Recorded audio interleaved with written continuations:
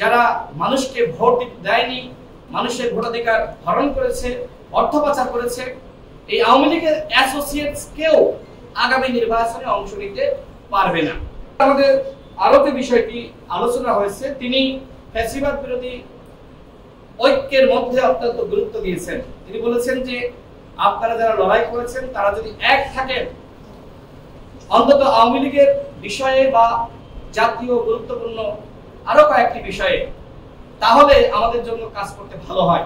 অন্যথায় যদি ফ্যাসিবাদ বিরোধী শক্তি আপনারা বিভ্রান্ত হন, আপনারা এক একজন এক এক রকম দাবি করেন, সেক্ষেত্রে আমাদের জন্য কাজ করা কঠিন।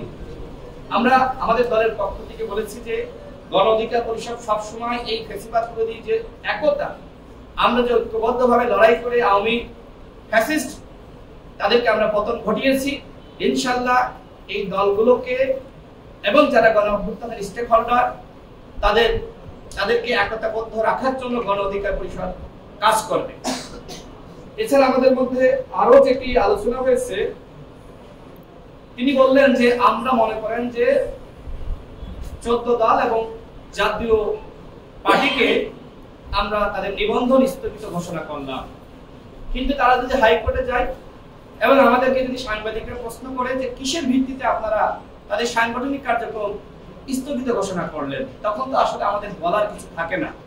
এই জন্য যদি সরকার আওয়ামী লীগকে যেমনি ভাবে নিষিদ্ধ করেছে, ঠিক একই প্রক্রিয়ায় জাতীয় পার্টি এবং 14 দল সহ যারা আওয়ামী লীগের দোসর ছিল তাদেরকে নিষিদ্ধ করে, তাহলে আমরা অবশ্যই তাদের সাংগঠনিক কার্যক্রম নিষিদ্ধ ঘোষণার প্রেক্ষিতে নিবন্ধন স্থগিত করে দিব।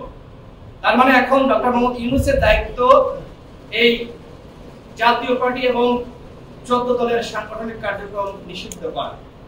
প্রধান নির্বাচন কমিশনারকে আমরা আরো বলেছি, মনে করেন যে আওয়ামী লীগ এবং তার অ্যাসোসিয়েটস নির্বাচনে অংশ নিতে পারলো না, তাহলে আওয়ামী লীগের দোসরকে জাতীয় পার্টি 14 দল, তো জাতীয় পার্টি তো সবসময় বলছে যে আগামী নির্বাচনে আওয়ামী লীগ অবশ্যই অংশ নিতে পারবে বা তাদেরকে নিয়ে ইনক্লুসিভ নির্বাচন অনুষ্ঠিত করতে হবে। তার মানে এই জাতীয় পার্টির আওয়ামী লীগের প্রতি মায়া মহব্বত ভালোবাসা রয়েছে, যেটা জিএম কাদেরের বক্তব্যের মাধ্যমে বারবার আমরা শুনছি।